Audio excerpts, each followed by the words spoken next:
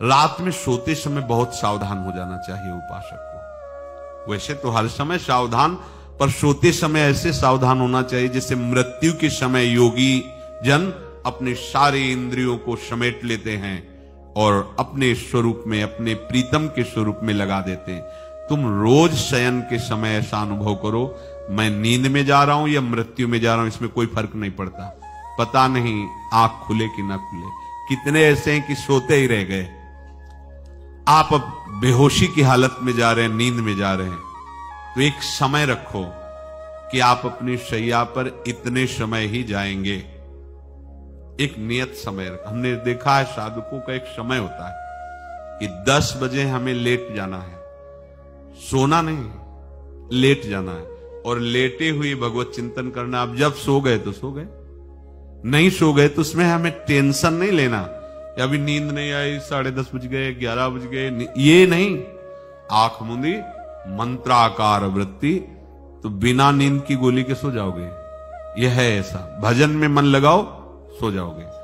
जिनको नींद ना आती हो उनके लिए सही दवा है, आप नींद का चिंतन न करके प्रभु का चिंतन करने लगो। देख लेना आप कब सो गए पता नहीं चले। और अगर सौभाग्य से नींद ना आई तो नींद में जो इंद्रियों को पुष्टता मिलती है वो होता है संसार का विस्मरण। नींद में खास बात क्या होती है कि संसार का चिंतन छूट जाता है, फिर वो मस्त हो जाता है। उसमें जो ऊर्जा शक्ति वो जागृत होती, संसार के चिंतन से ऊर्जा शक्ति नष्ट होती। तो 4 घंटे 5 घंटे संसार के चिंतन से रहित पड़ा रहा सुषुप्ति में, तो उसे ऊर्जा शक्ति फिर आ गई। और अगर 4-5 घंटे आप प्रभु के चिंतन में रहे तो संसार का चिंतन छूटा, आनंद सिंधु का चिंतन हुआ। तो ये नहीं होगा कि आज रात्रि सोया नहीं तो बहुत टेंशन है, परेशानी, ऐसा नहीं होगा। भीष्म जी आज्ञा करते हैं रात्रौ च कृष्णम। ये बहुत सावधानी की बात, प्रायः इस सावधानी में नहीं रहा जाता। बचपन से सदगुरुदेव भगवान ने यही शिक्षा दी थी, गुरु कृपा से ऐसे उपदेश मिले थे। सोते समय कोई वार्ता नहीं, कोई अन्य चिंतन नहीं, चुपचाप अपने मन को हटाकर केवल इष्टमय करो। कब नींद आ जाती है इसकी चिंता मत करो, इष्टाकार वृत्ति करके ही सोना चाहिए। तो आगे जो लिखा है पुनरुत्थिताये, जब उठो तब वैसी वृत्ति, तो कुछ दिन बाद स्वाभाविक हो जाएगी, स्वाभाविक हो। अपने तो इतना तक देखा है कि जैसे आधा पद में होश रहा और निद्रा आ गई, तो जब चेतना आई तो उसी पंक्ति से, जहां से होश गायब हुआ था, उसी पंक्ति से जागरण प्रारंभ हुआ। ऐसा ही जब ऑपरेशन के समय बेहोश किया गया था तो उनसे कहा था हमें बता देना कुछ मिनट पे, तो उनका हाँ लगाने वाले इंजेक्शन और कुछ ही सेकंड में इसका असर, बस। तो जो पद चलाया था, जब होश आया था तो वही पद चल रहा था, मतलब बेहोशी में वो पद अपना अधिकार किए हुए था। ऐसे नींद भी तुम्हारी भजन हो जाएगी, समाधि हो जाएगी, यदि आप सोते समय प्रभु का चिंतन करेंगे। बहुत ही सावधानी की बात है। यदि इस जन्म में परम लाभ लेना चाहते हो तो इस श्लोक को अपना जीवन बनाओ। कृष्णव्रताः, हमारा जीवन का एक ही व्रत है कि हम अपने प्रीतम का भजन नहीं छोड़ेंगे, अखंड भजन।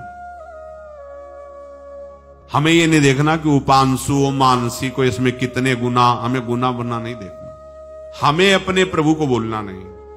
भजन में मन नहीं लग रहा, पद गा रहे हैं, जोर जोर से चिल्ला रहे हैं, नाम कीर्तन हमें अपने प्रभु से जुड़े रहना है।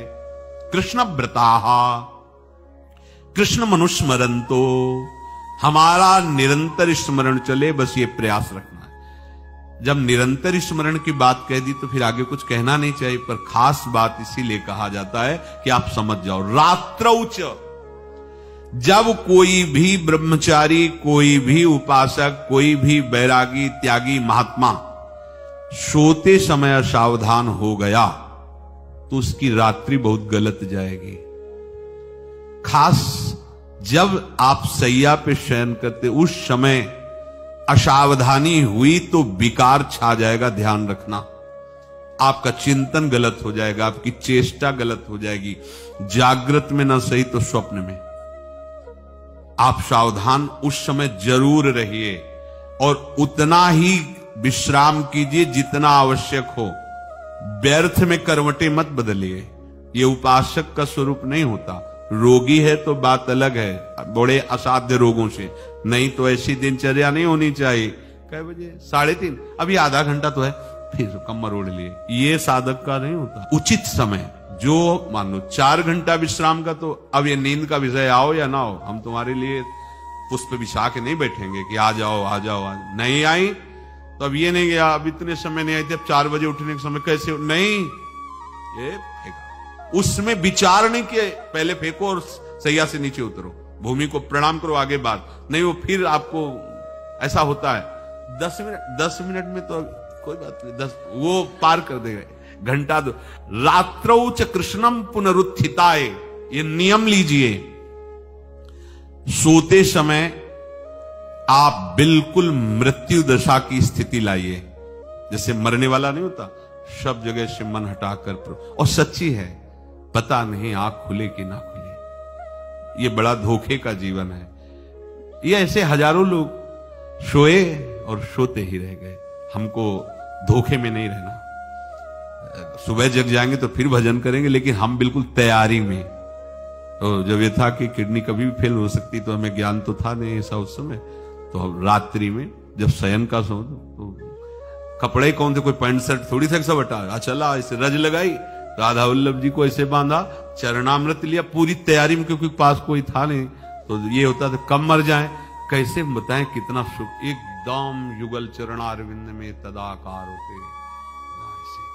वो इसीलिए कहते हैं कि प्रतिकूलता और अव्यवस्था और दुख ये भगवत प्राप्ति का प्रधान साधन है। अव्यवस्था, प्रतिकूलता और दुख, ये अभ्यास उसी से। जब शाम के शयन करते तो पहले वृंदावन को प्रणाम करके और ऐसे भावना में प्रिया प्रिया कहते कि जैसे भी आपके अगर शरीर छूट जाता है रात्रि में तो आप धोखा ना करना, आप बुला लेना अपने। और कैसे बताओ उस समय कैसे भाव होते थे, कोई पास नहीं, कोई सुविधा नहीं, 1 रुपया नहीं, तो एकदम दैन्यता, एकदम कितना सुख मिलता, वो एकदम केवल भगवद आश्रित। तो रात्रौ च कृष्णम पुनरुत्थिताय, ये बहुत पकड़ने वाली बात है। रात्रि के समय कोई और चिंतन न बनने पावे। देखो अभ्यास, और उस समय खास करके विषय चिंतन बनता है, ध्यान रखना। दिन भर लड़ते रहोगे इंद्रियों से, और जब आप शयन के समय जाओगे तब वो अवसर ढूंढेंगे और आपको विषयों में फंसाने की चेष्टा करेंगे। कोई क्रिया या पूर्व में कोई क्रिया या कोई दृश्य या कोई बात, अगर कहीं मोबाइल से मित्रता है और बगल में रखा है तो भूल जाओ, रात्रौ च कृष्णम पुनरुत्थिताच। जब तक नींद नहीं आती तब तक फिर वो ऐसी सामग्री डाल देगा तो बर्बाद हो जाओगे। साधक मान लो, हमारी प्रार्थना मान लो, हम मानते हैं कि आज के समय में यंत्र का बहुत बड़ा प्रभाव है। अब यंत्र का प्रभाव देख लीजिए, यही छाती पे मोबाइल होगा, यही धड़कन के साथ वो घंटी बजे और कुछ नहीं। ऐसा भगवान का खेल रचा है। और इसमें सबसे खतरनाक बात है कि आप जो चाहो देख सकते हो, जहां चाहो, जैसे विश्व की पूरी बात, पूरा विश्वात्मा है, ये विश्वात्मा स्वरूप है, सर्च करो देख। अब अगर साधक सावधान नहीं है तो समाज में तो ऐसे कट गया। अब एकांत में जब शयन के समय गया, उस समय मन आपको फंसाने की चेष्टा। प्रार्थना है, अगर आपके पास मोबाइल हो तो एक उसका समय रखो। अगर आपको ऐसा लगता है कि कोई परिस्थिति आ जाए, हम स्विच ऑफ किए हैं, तो एक और मोड कहते हैं, कोई फ्लाइट मोड दो, क्या मोड में लगा दो, सीधे मत रखो, मोड में लगा दूर रख दो। आप अपने चित्त को प्रभु में जोड़िए। रात्रि के समय मोबाइल का प्रयोग मत कीजिए। मान लीजिए रात्रौ च कृष्णम पुनरुत्थिताय, सुबह उठते ही आपको कुछ चिंतन नहीं करना। सबसे पहले उठते ही, यदि आपके अभ्यास में आ गया तो ऐसा ही होगा, नहीं तो आपको पहले सदगुरुदेव भगवान का प्रणाम नमस्कार और कुछ भक्तों का, और फिर नाम जप। भले 5 मिनट ही करो, अपने आराध्य देव का सुमिरन, फिर अपनी दिनचर्या करो।